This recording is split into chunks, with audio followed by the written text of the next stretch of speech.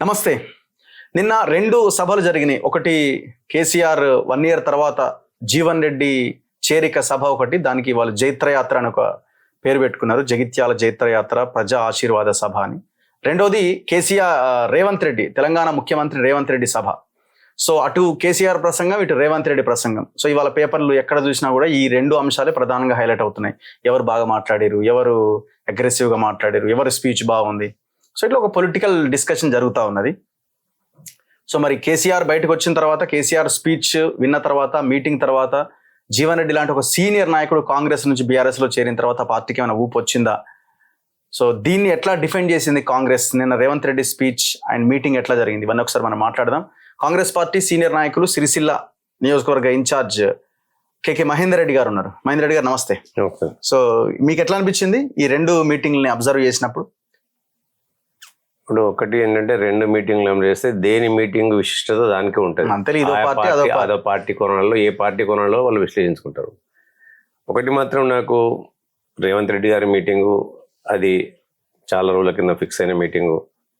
ఎందుకంటే కాళేశ్వరం ప్రాజెక్టు ఏదైతే బీటలు వారిందో ఆ మేడిగడ్డ బ్యారేజ్కు మళ్ళీ రిపేర్లు చేసి మళ్ళీ ప్రజా బాహుల్యంలోకి తీసుకురావాలి, దాన్ని ప్రజా అవసరాలకు ఉపయోగించాలని చెప్పి ఏదైతే నేషనల్ డ్యామ్ సేఫ్టీ అథారిటీ సూచించిన సూచనల మేరకు ఒక కమిటీ వేసి దానిపైన నిజానిజాలు తెలుసుకున్న తర్వాత ఏ విధంగా దాన్ని ముందుకు పోవాలనే ఒక ఆలోచన సరళితోని చేసుకున్న సందర్భంలో అక్కడ బహిరంగ సభ పెట్టుకోవాలని వాళ్ళు చాలా రోజుల కింద అనుకునేది. అది అదే జీవన్ రెడ్డి గారు కూడా అందరూ ఎట్టా బహిరంగ సభ పెడతారు, కానీ ఎప్పుడు పెడతారు అనేది డేట్ వాళ్ళ దగ్గర ఇతిమిద్దంగా లేకుంటే. ఓకే, జీవన్ రెడ్డి గారు కాంగ్రెస్ పార్టీని వీయడం అనేది నిజంగా చెప్పాలంటే మాలాంటి వాళ్ళకి కొంచెం దురదృష్టవశాత్తు అనుకుంటాం, మేము దురదృష్టమే అనుకుంటాం. ఎందుకంటే అటువంటి వ్యక్తి ఒక నిజాయితీగా, నికార్సుగా రాజకీయ విలువలతో కూడుకున్న వ్యక్తి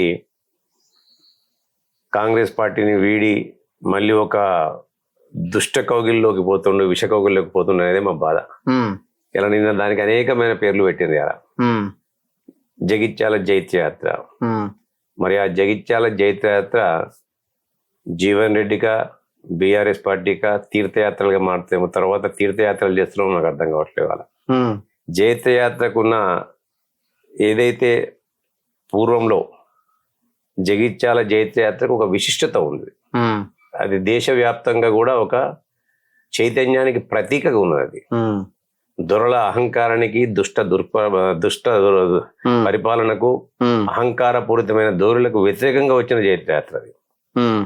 ఇవాళ 9.5 సంవత్సరాల బీఆర్ఎస్ పరిపాలనలో మరి ఏదైతే ఆ దొరల దురహంకారానికి, దొరల అహంకారానికి వ్యతిరేకంగా వచ్చింది జైత్రయాత్ర అప్పుడు. అవును, అది విప్లవ భావోద్వేగాలతోని అనేకమైన ఆర్థిక సామాజిక రుగ్మతలతో ఉన్నప్పుడు ఆ సమాజంలో ఉన్న చైతన్యవంతులు చైతన్య స్ఫూర్తితో కోరుకున్న యాత్ర అది. ఓకే, కానీ ఇవాళ అవకాశం కొరకు ఆశల పల్లకిలో ఊరేగుతూ ఇవాళ నాకు అవకాశం రావాలన్న ఉద్దేశం కొద్దీ ఇవాళ మరి ఒక జైత్రయాత్ర అని దానికి పేరు పెట్టడం అయితే నేనైతే తెలంగాణలో ముఖ్యంగా జగిత్యాల గడ్డకు, మెట్టిపల్లి గడ్డకు, సిరిసిల్ల గడ్డకు ఉన్న చైతన్యవంతులను అవమానపరచడమే నేను అనుకుంటున్నాను. ఎందుకు ఆ అవకాశం మీరే కల్పించినట్టు కదా? ఆ నాయకుడిని మీరు వదులుకున్నారు. ఆయన నన్ను మానసికంగా నన్ను క్షోభకు గురి చేస్తే నేను వెళ్లాల్సిన పరిస్థితి వచ్చింది. ఎంతకాలం ఈ బాధను భరించలేక? వ్యక్తిత్వం ఉన్న వ్యక్తులు దాన్ని ఆ గడ్డ మీద పుట్టిన పుట్టుకగానే సార్థకం చేసుకోవాలి. వ్యక్తిత్వం ఉన్న వ్యక్తులు ఇటువంటి వాటిని అన్నింటి కూడా భరించుకుంటూ ఎదిరి పోరాడినోడే గొప్పోడు. ఇలా నేను పోతున్నా అని చెప్పుకోవడం అది వెన్ను చూపించడం. ఇవాళ అదే పార్టీలో వండుకుంటూ నువ్వు కొట్లాడేవాళ్ళ. కాంగ్రెస్ పార్టీ అనేది తక్కువ చేసిందని నేను అనుకోవట్లేదు. జీవన్ రెడ్డి గారు అంటే మాకు అపారమైన గౌరవం. ఇలా వాళ్ళకి తక్కువ చేసిందని అనుకోలేదు. ఇంచుమించు 13-14 సార్లు పోటీ చేసినారు వాళ్ళు. ఓకే, వారికి ఓడిపోతే ఎమ్మెల్సీ ఇచ్చిండ్రు, వారు ఓడిపోతే ఎంపీ ఇచ్చిండ్రు 1-2 సార్లు.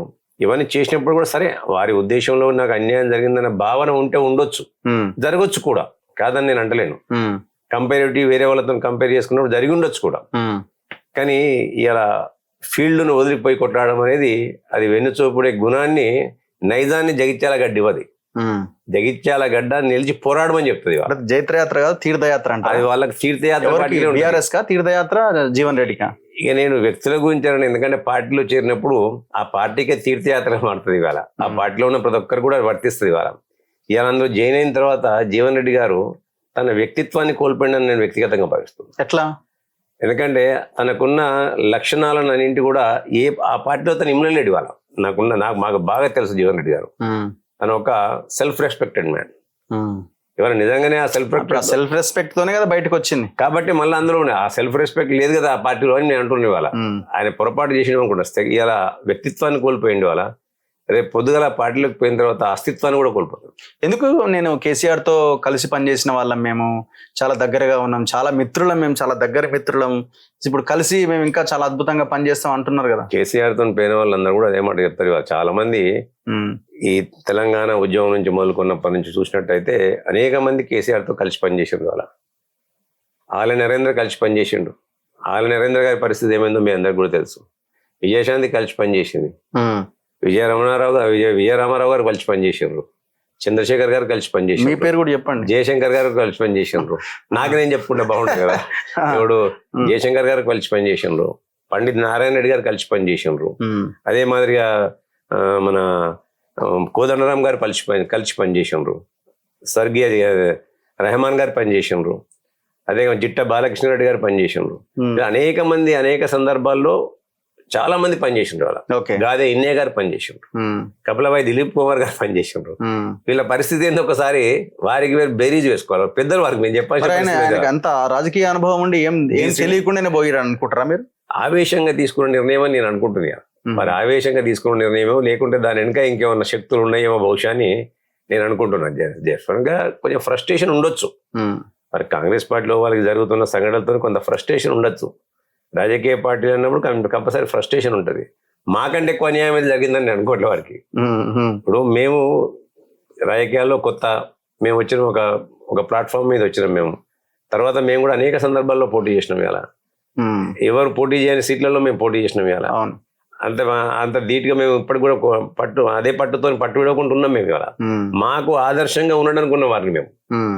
కానీ అలా వారు ఇలా నాకేదో రాలేదని చెప్పి పోయి తెలంగాణ ప్రజలను 9.5 సంవత్సరాల వారి దుష్ట దురహంకార అప్రజాస్వామిక పరిపాలనలో అనేక ఎతలకు కథలకు గురి చేసిన వాళ్ళ తెలంగాణ రాష్ట్రం. మీటింగ్ కూడా చాలా గొప్పగా గ్రాండ్ గా చేసిర్రు. జీవన్ రెడ్డికి ఒక ప్రయారిటీ ఇచ్చినట్టుగా, చాలా హైప్ చేసినట్టుగా.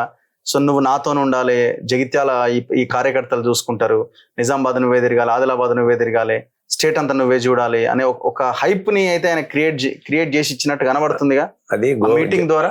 ఆయన మాటల్లో నేతి బీరకాయలో నెయ్యంత నిజమో కేసీఆర్ మాటల్లో చాలా అనుభవం మీద ఉన్న పెద్దలందరూ కూడా చెప్తారు. స్వర్గీయ డి శ్రీనివాస్ గారితో అదే మాట అన్నాడు, బతికున్న కేశవరావు గారితో అదే మాట అన్నారు. ఇవన్నీ కూడా ఆ మాటల్లో ఉబ్బించడంలో ఆయనకాయనే సాటి ఎవరు ఉండరు. ఆయనకు ఇలా ప్రతి ఒక్కరి రగ్గారు వెళ్ళినప్పుడు రగ్గారు కూడా స్వీయానుభవం ఎండు ఉంటుంది. రగ్గారు కూడా ఒక విలేకరిగా కేసీఆర్ గారి దగ్గరకో కేటీఆర్ దగ్గరకో వెళ్ళినప్పుడు ఇటువంటి స్వీయ అనుభవం మీకు కూడా వచ్చి ఉంటది బహుశా. నేను పోలే ఎప్పుడు, పోతే వచ్చి ఉండేది. ఇవాళ అనేక మంది పాత్రికేయ మిత్రులకు కూడా అనుభవం వచ్చి ఉండేది. ఇవాళ ఈటల రాజేందర్ గారి పరిస్థితి అందరికీ ఏర్పట్టి ఇవాళ ఇటువంటి సందర్భాల్లో ఆయన మాట్లాడిన మాటలో నిజంగా కూడా నాకు ఒకటి అనిపించేది అంటే, ఏ రాజకీయ విశ్లేషకుడైనా ఒక జాయినింగ్ అయినప్పుడు ఆ కాన్స్టిట్యూన్సీకి సంబంధించిన వ్యక్తులతోనే జాయినింగ్ పెడతారు. కానీ నాకు వారి యొక్క సభ తీరును చూసినట్టయితే బీఆర్ఎస్ పార్టీ ఈ 2.5 సంవత్సరాల కాంగ్రెస్ పార్టీ యొక్క ప్రజా పరిపాలనలో ప్రజా సంక్షేమ పథకాలు ఏదైతే చేపడుతుందో చూసిన తర్వాత ప్రజలు ప్రగాఢంగా కాంగ్రెస్ పార్టీ వైపు వస్తున్న తరుణంలో మా కోటకు బీటలు వారుతున్నాయి. టిఆర్ఎస్ కార్యకర్తల్లో మా యొక్క ఉనికి కరువయ్యే పరిస్థితి వచ్చింది. ఇంకొన్నాళ్ళు పోతే పార్టీ ఉనికే కోల్పోతామని ఒక భయం కొద్దీ ఒక జాయినింగ్ సభను, ఒక వ్యక్తి యొక్క జాయినింగ్ సభను, ఆ వ్యక్తి జాయినింగ్ సభకి ఎట్లా అంటే అనేకమైన కమిటీలు వేసి పక్కముండి జగిత్యాలలో జీవన్ రెడ్డి గారి ప్రాబల్యం ఎంత ఉందో మనకు తెలియదు. ఇవాళ నిజంగా జీవన్ రెడ్డి గారి సభనే జీవన్ రెడ్డి గారి తన యొక్క అనుయాయులతో పెట్టేది ఉన్నట్టయితే ఆయన బలం ఎంతో తెలిసేది క్షేత్రస్థాయిలో.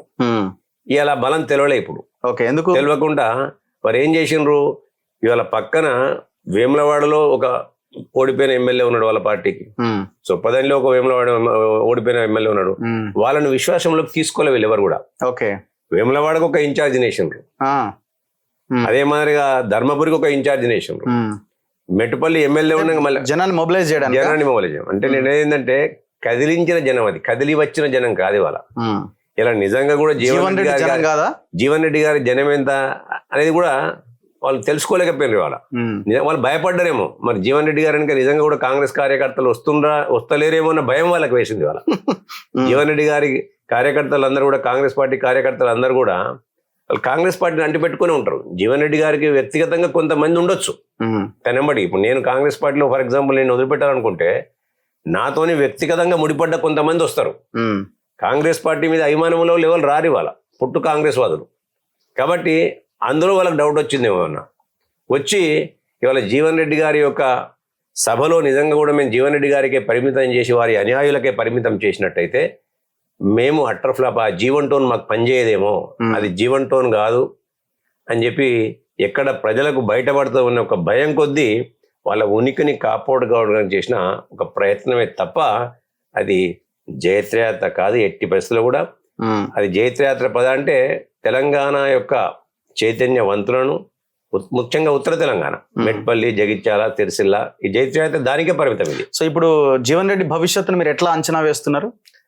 మీరు బీఆర్ఎస్ నుంచి వారి వ్యక్తిగా వారికి మంచిగా ఉండాలని కోరుకుంటున్నాను. జనరల్ సెక్రటరీ చేసి ఇమీడియట్ గా అట్లా చాలా మంది ఉన్నారు. సెక్రటరీ జనరల్ చేసిండు, ఆయన జనరల్ సెక్రటరీ చేసిండ్రు.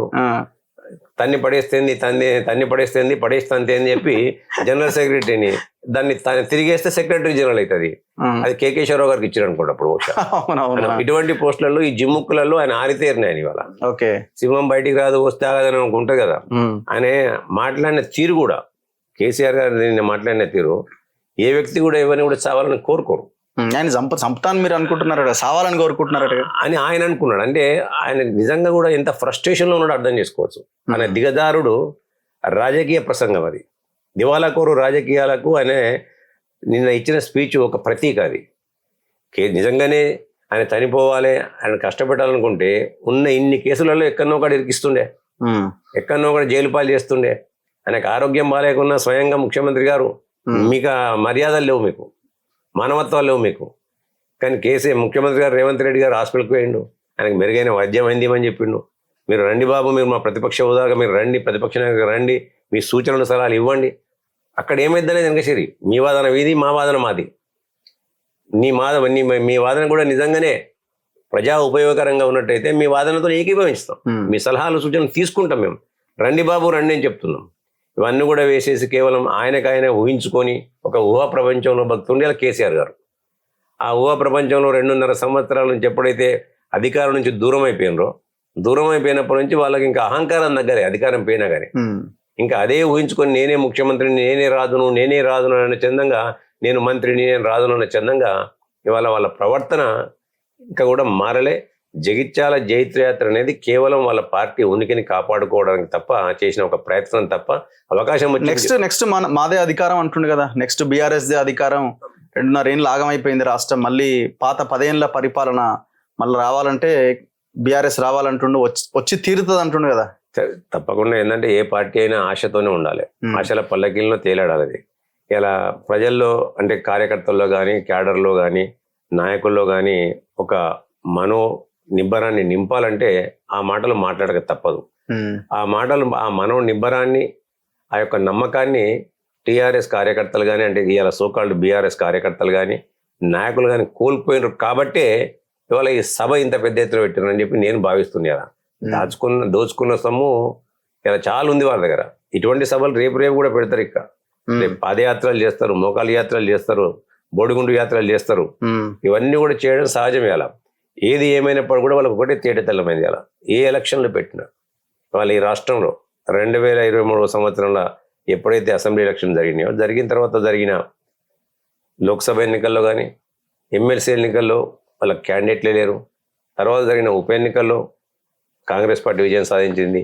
మొన్నటికి జరిగిన గ్రామ పంచాయతీ ఎన్నికల్లో, మున్సిపాలిటీ ఎన్నికల్లో కూడా ప్రజలందరూ కూడా రేవంత్ రెడ్డి గారి యొక్క ప్రజా సంక్షేమ పథకాన్ని, రేవంత్ రెడ్డి గారి యొక్క పరిపాలన దక్షతకు పట్టం కట్టింది. సో ఇప్పుడు నిన్న జరిగిన మీటింగ్ లో, రేవంత్ రెడ్డి మీటింగ్ లో కూడా ఆయన కూడా ఏముంది, గదే స్పీచ్ కదా, గదే పరుష పదజాలంతో మాట్లాడింది కదా, ఏముంది కొత్తగా అనే చర్చ స్టార్ట్ అయింది కదా. నేను ఏమంటున్నానంటే సార్ గారి వల్ల ఏదో ఎవరినో ఉద్దేశించో దేని కొరకు పెట్టిన మీటింగ్ కాదు అది. అక్కడ కాళేశ్వరం ప్రాజెక్టు పెట్టుకున్నాం. రాజకీయ పార్టీలు ఎక్కడికి పోయినా ఒక మీటింగ్ పెట్టుకుంటేవారు. కాళేశ్వరం యొక్క మళ్ళీ దాన్ని పునరుజ్జీవింపజేయడానికి దానికి ఏ విధమైన చర్యలు తీసుకోవాలనేది ఒక సమీక్ష నిర్వహించాను. సందర్శించుకున్న తర్వాత ఆడికి పోయిన తర్వాత కాళేశ్వరంలో ఒక ఏదైతే టెంపుల్ డెవలప్మెంట్ కొరకు భావిస్తున్నారు, చేసుకున్న తర్వాత ఒక బహిరంగ సభ పెట్టాలనుకున్నాం. మా యొక్క 2.5 సంవత్సరాల పరిపాలనలో మేము ఏం చేసినాము, ఏ విధంగా చేసినాం, ప్రజలకు ఇంకేమన్నా ఉంటే మంచి సూచనలు సలహాలు వస్తాయని చెప్పడం జరిగింది. అలా చెప్పిన తరుణంలో కాళేశ్వరం ఇంత గొప్ప ప్రాజెక్టు, అంత గొప్ప ప్రాజెక్టు అని చెప్పారు కదా, మరి 1,00,000 కోట్లు పెట్టి 1,00,000 ఎకరాలకు నీళ్ళు వేయలేని ప్రాజెక్టు ఇలా ఏ విధంగా మనకు ఉపయోగపడుతుంది అనే దాన్ని కూడా చెప్పడం జరిగింది. వాళ్ళ అదే మాదిరిగా ఈ 2.5 సంవత్సరాల్లో ఈ రాష్ట్రంలో ఉన్న ఆర్థిక ఇబ్బందులు, అనేకమైన ఆర్థిక ఇబ్బందులు గత 9.5 సంవత్సరాల కాలంలో బీఆర్ఎస్ పార్టీ ఇచ్చినప్పటికి కూడా చూపినప్పటికి కూడా ఆ ఆర్థిక ఇబ్బందులను ఏ విధంగా మేము దాటవేసుకుంటూ ఒక్కొక్క హామీని నిలబెట్టుకుంటూ వస్తున్నాం. ఇలా కొన్ని హామీలు 6 గ్యారంటీల్లో కొన్ని హామీలు లేట్ అవుతున్నది మా వాస్తవం. ఇలా వాస్తవాలను వాస్తవంగానే ఒప్పుకోవాలి. వాళ్ళ అది రేవంత్ రెడ్డి గారు కూడా ఎప్పటికప్పుడు ఒప్పుకుంటూనే ఉన్నారు. వాళ్ళ వాటిని అధిగమించుకుంటూ ఒక్కొక్క హామీని నెరవేర్చుకుంటే దిశగా నిన్న రెండో దఫా రైతు భరోసా ఇచ్చినాం. ఆయన ఏమంటాడు కేసీఆర్ గారు, ఆయన వస్తేనే ఇచ్చారట కదా మీరు, అంటే అంతకుముందే పేపర్లో చదివిన వాళ్ళందరూ అవలగల పేపర్లలో అప్పుడే చెప్పినాం కదా మేము. మొదటి దఫా ఇప్పుడు ఇస్తాం, రెండో దఫా 2వ వారంలో ఇస్తాం, 3వ వారంలో ఇస్తాం, 4వ దఫా మంత్ ఎండింగ్ లో ఇస్తాం అని చెప్పినాం మేము. 3వ దఫా అది చెప్పిందే కదా. వారుగా అన్వయించుకొని ఇలా ఏదో మమ్మల్ని చూసి వాళ్ళకు మేము పురులము, మేము సింహాలము, మమ్మల్ని చూసి పడతానని వాళ్ళు ఊహా ప్రపంచంలో ఉన్నారు. ఇవాళ వాళ్ళు కేసీఆర్ గారు కానీ కేటీఆర్ గారు కానీ ఊహా ప్రపంచంలో వండుకుంటూ ఇవాళ బీజేపీతో అంటగలుగుతున్న వైలంలో వాళ్ళు కొనసాగుతున్నారు ఇవాళ. సో ఇప్పుడు కేటీఆర్ సభకు రాలేదు, ఆయనేమో హెల్త్ బాగాలేదు, ఏదో ఒక ఉద్యమకారుని అంత్యక్రియల్లో పాల్గొంటే వడదెబ్బ తగిలింది అంటున్నారు. హరీష్ ఢిల్లీకి పోయిండు, వేరే రీజన్ ఏమైనా ఉన్నదని అనుకుంటున్నారా మీరు? నేనైతే ముమ్మాటికి ఒకటే అనుకుంటానండి, రేపు కాళేశ్వరం కమిషన్ నివేదిక పైన దాన్ని క్వశ్చన్ చేస్తూ హైకోర్టులో వాళ్ళు ఒక వాద్యం వేయడం జరిగింది. ఆ వాద్యం పైన తీర్పు రావడం జరుగుతుంది. తీర్పు వచ్చిన తర్వాత మరి ఏం చేయాలని ఒక ఆలోచన ఒకటి వాళ్ళు డెఫినెట్గా వాళ్ళు అనుకొని ఉంటారు. ఇవాళ వాళ్ళు చేసిన తప్పులన్నీ కూడా దొరికినాయి. కమిషన్ యొక్క నివేదికను తప్పుపట్టడానికి కూడా ఎక్కడ కూడా ఆస్కారం లేదు. ఇలా జ్యుడిషియల్ గా కూడా దానికి ఆమోదం పొందుతుంది. ఇవాళ కోర్టు తప్పకుండా దాన్ని ఆ కమిషన్ కు ఇలా ఓకే చెప్తుంది అన్న ఉద్దేశం కొద్దీ వాళ్ళు ఊహించుకొని ఉండొచ్చు. ఎందుకంటే వాళ్ళ తరఫున న్యాయవాదులు కూడా వాళ్ళకి చెప్పుంటారు కదా, వస్తే దానిపైన SLP క్యారీ అనేది ఒకటి.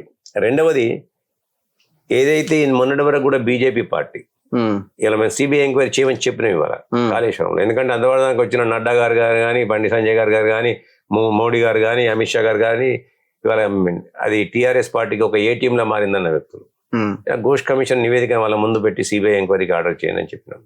ఏం మరి వారికి మార్గం సుగమం అవుతుంది. రేపు మొన్నగా దాన్ని పెట్టి ఆపిండ్రు ఇవాళ. దాన్ని బట్టి వీళ్ళకి కూడా వీళ్ళ కాలేళ్ళు పట్టుకున్న చీకటి మిత్రులు కాబట్టి ఆపి ఉండొచ్చు. రేపు మళ్ళీ ఒకవేళ దాని యొక్క రిజల్ట్ మాకు వ్యతిరేకంగా ఉంటే మీరు ఏ విధంగా మా యొక్క రక్షణకు మీరు రావాలని చెప్పి కోరడానికి కూడా కేసీఆర్ గారు ఇక్కడ ఏదో ఉత్తర ప్రగల్భాలు పలుకుతూనే అక్కడ ఉడుతూపులు ఇక్కడ ఊపుకుంటూనే అక్కడ హరీష్ రావు గారిని వంటి కాలబేరానికి పంపించిన సందర్భాలు కూడా ఉండొచ్చు ఇవాళ. అంతే తప్ప ఇవాళ అక్కడికి పోయి ఏదో మేము పడగొడతామన్న ఉద్దేశం అయితే వాళ్ళు చేసేది కూడా ఏం లేదు ఢిల్లీలో ఇవాళ. అటువంటి సందర్భంలో హరీష్ రావు గారు ఢిల్లీ ప్రయాణం చేసి ఉంటారు. కేటీఆర్ గారు ఏదో అంటారు చూడు, చేతులు కాలినాక ఆకులు పట్టుకుంటున్నట్టు తెలంగాణ రాష్ట్రం ప్రభుత్వంలో తెలంగాణ రాష్ట్ర సమితి అనుకోండి, బీఆర్ఎస్ పార్టీ అనుకోండి, 9.5 సంవత్సరాలు పరిపాలన కొనసాగించింది. అక్కడ సత్యం అనే టైం చనిపోయింది. చీర్లవంచ పాత గ్రామం మాకు. కొత్తగా ఇప్పుడు అది వేములవాడలోకి వెళ్ళి ఉన్నది. పాత చీర్లవంచ గ్రామం మాదలు ముంపుకు గురైన గ్రామం అది. ఆ ముంపుకు గురైన గ్రామంలో ఇప్పటికీ ఎతలు కథలు 9.5 సంవత్సరాలు మీ పరిపాలన అట్లనే ఉన్నాయి. ఆమె ఏదో 6.5 ప్యాకేజీ రాజశేఖర రెడ్డి గారు ఇచ్చిన ప్యాకేజ్ అది అప్పుడు. దాని ప్రకారమే వాళ్ళు పోయి 6.5 ప్యాకేజీలో ఇవాళ ఉన్న ఇప్పటి అగ్రహారము అంటే ఇప్పటి చీర్లవంచ కూడా అంటారు దాన్ని, కొత్త చీర్లవంచ, సెటిల్ చీర్లవంచ, అది వేములవాడ కాన్స్టిట్యుయెన్సీ లో ఉంది. ఆమె అనేకమైన అష్ట కష్టాలకు లోనైంది. అప్పుడు జ్ఞాపకం రాలే. తెలుగులో ఒక సామెత ఉంది, సచ్చిరంగా సమాధానం మీద బర్లం కట్టిస్తారని. ఇవాళ తెలంగాణ ఉద్యమం జ్ఞాపకం వచ్చింది. అలా అనేక మంది 1200 మంది తెలంగాణ యువకులు బలిదానాలు చేస్తే ఆ బలిదానాల యొక్క వాళ్ళు త్యాగాలు చేస్తే భోగాలు నువ్వు అనుభవించడం. ఇవాళ ఆ భోగాలప్పుడు ఈ త్యాగాలు గుర్తురాలే. ఇవాళ ఎప్పుడైతే అధికారం కోల్పోయిన తర్వాత కేవలం పబ్లిక్ స్టంట్ కొరకు ఇవాళ నిజంగానే మరి శ్రీకాంతాచార్య తల్లికి మీరు చేయాలి కదా, చేయాలంటే ఎందుకు చేయలే మరి మీరు ఇవాళ? కేవలం ఏంటంటే ఒక పొలిటికల్ స్టంట్ కొరకు ఆయన చేసిన ఎత్తుగడ తప్ప ఇంకోటి కాదది. తెలంగాణ ఉద్యమకారుల పైన కానీ తెలంగాణ ఉద్యమం పైన కానీ ఆయనకి ఎటువంటి నిబద్ధత లేదు. ఎందుకంటే అనేకమైన తెలంగాణ ఉద్యమకారులు ఎప్పటికి కూడా ఆకలితో అలమటించున్నారు, ఇప్పటికి కూడా ఉన్నారు, నేను కాదని అంటలేదు. వాళ్ళకి ఎటువంటి ఒక రికగ్నిషన్ రాలేదు. ఇప్పుడు సభకు అటెండ్ కాకపోవడం, హరీష్ కాలేదు, అప్పటికే గొడవ స్టార్ట్ అయింది బయట. మీరు స్టార్ట్ చేసిరు కదా, ఆయన వేరే కారణాల మీద పోయిండు బీజేపీతో కలవడానికి అని. సో ఈయన కూడా అటెండ్ అవ్వకపోతే ఇద్దరు రాలేదు కానీ ఇష్యూని అది ఏ రకంగా ఉండొచ్చు. ఎందుకంటే హరీష్ రావు అనేది ఇప్పటికైనా నమ్మశక్యం కాని వ్యక్తి అనేది వాళ్ళందరూ కూడా తెలిసేయాలి. హరీష్ ఎప్పటికైనా బీజేపీ మనిషే, బీజేపీతో ఆల్రెడీ లోపాయికార ఒప్పందాల్లో ఉన్నాడు ఆయనే. కాబట్టి హరీష్ను ఆల్రెడీ బీజేపీ వాళ్ళు గ్రిప్పులో పెట్టుకున్నారు. దాన్ని ఏదో మీరు అప్పుడు కూడా చూసినారు, 25 సంవత్సరాల సిల్వర్ జూబ్లీ వార్షిక ఉత్సవాలప్పుడు హరీష్ రావుని ఎక్కడ కూడా పట్టించుకోలే వాళ్ళు. అందుకని అక్కడికి హరీష్ రావు కూడా పేరంగా మాట్లాడినాలే, అందుకని కేటీఆర్ కూడా మాట్లాడినాలే. అదే అదే ఇప్పుడు కూడా అదే ఉండొచ్చు, డెఫినెట్ గా ఉండి ఉంటుంది అది. ఆయన రాకుండా నేను అదే రోజు నేను ఇంకోటి ఏమంటున్నా అంటే, అదే కేటీఆర్ గారు వడదెబ్బ పడి ఇంట్లో పడుకుంటే సిరిసిల్లలో జరిగిన ఫంక్షన్లకు అటెండ్ అయ్యాను. ఎప్పుడు? అదే రోజు. నిన్ననే కదా ఒక కార్యకర్త, నిన్ననే కదా, మొన్న సాయంత్రం అనుకుంటా మీటింగ్ నిన్న జరిగింది.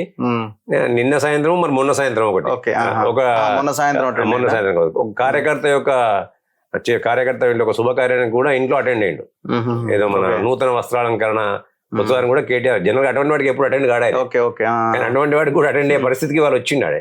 ఓకే, ఇంకొకటి లాస్ట్ క్వశ్చన్, 2027లో నేను పాదయాత్ర చేయబోతున్నా అని కూడా ఏదో స్టేట్మెంట్ ఇచ్చినట్టున్నాడు మొన్న. సరే, ఇప్పుడు రాజకీయ పార్టీ తన ఉనికిని కాపాడుకోవడం కొరకు, అధికారంలోకి రావడం కొరకు, ప్రభుత్వం యొక్క వైఫల్యాలను నిండగడుతూ ప్రజల్లోకి చేరువ కావడానికి అనేక ప్రయత్నాలు చేస్తున్నాయి వాళ్ళు. ఆయన యొక్క ఇష్టం, పాదయాత్ర చేస్తారు, రైట్ ఉంది అని. ప్రజాస్వామ్యంలో కాంగ్రెస్ పార్టీ అంటేనే ప్రజాస్వామ్యానికి ప్రతీక. కానీ మా పార్టీలో మాకు ప్రజాస్వామ్యం ఉంటుంది, అంతర్గత ప్రజాస్వామ్యం మాకు ఎక్కువ ఉంటుంది. అలా నువ్వు చేస్తాడంటే మేము ఎందుకు వద్దంటాం, చేసుకోవచ్చు. అది పాదయాత్ర చేస్తాడా, మోకాలి యాత్ర చేస్తాడా, బోడిగుండు యాత్ర చేస్తాడా, మాకు సంబంధం లేని అంశం అది. అదే ఇప్పుడు యాత్ర చేసి ముఖ్యమంత్రి కావాలన్నది కదా వాళ్ళ ఆలోచన. అది చరిత్రలో చాలా మంది అనుకుంటారు, అట్లా జైలుకి వెళ్ళిన వాళ్ళు ముఖ్యమంత్రి అవుతారు, పాదయాత్ర చేసిన వాళ్ళు అయితే ముఖ్యమంత్రి అనుకుంటాడు. ఆయన కోరుకోవడంలో తప్పు ఉందని నేను అనుకోవట్లేదు, అది ఆయన ఇష్టం. ఆయన రాష్ట్రం అంతా మొత్తం 3-4 వేల కిలోమీటర్లు తిరిగితే ప్రజలు ఆదరిస్తారు అంటే ఒకటే ఆయన అర్థం చేసుకోవాల్సింది ఏంటంటే, ఆయన్ని ఒప్పుకోకుండా చెప్పగానే ఒప్పుకున్నాడు ఆయన. వాళ్ళ అంటే జనంలో మేమందరం కూడా ఎక్కడికక్కడ జనంలో మేము పలచబడిపోయినాం, జనం మమ్మల్ని నమ్మే పరిస్థితులు లేదు. కాబట్టి మళ్ళీ నేను పార్టీకి ఒక ఊపు తీసుకురావాలంటే, మళ్ళీ పార్టీ శ్రేణుల్లో ఒక ఉత్సాహం తీసుకురావాలంటే, ఆ పూర్వ వైభవాన్ని తీసుకురావాలంటే నేను పాదయాత్ర చేయక తప్పదు. చేస్తేనైనా కొంత పార్టీకి ఏమన్నా ఊపిరి పోసినట్టు అవుతుందా, ఒక వర్కింగ్ ప్రెసిడెంట్ కానీ ఒక ఆలోచన ఆయన కొంటూ ఉండొచ్చు. కానీ నేను ఎన్ని యాత్రలు చేసినా, నేను ఇంతకుముందే చెప్పాను నీకు, జైత్రయాత్ర కాదది, అది వాళ్ళకు తీర్థయాత్రగా మారుతుంది.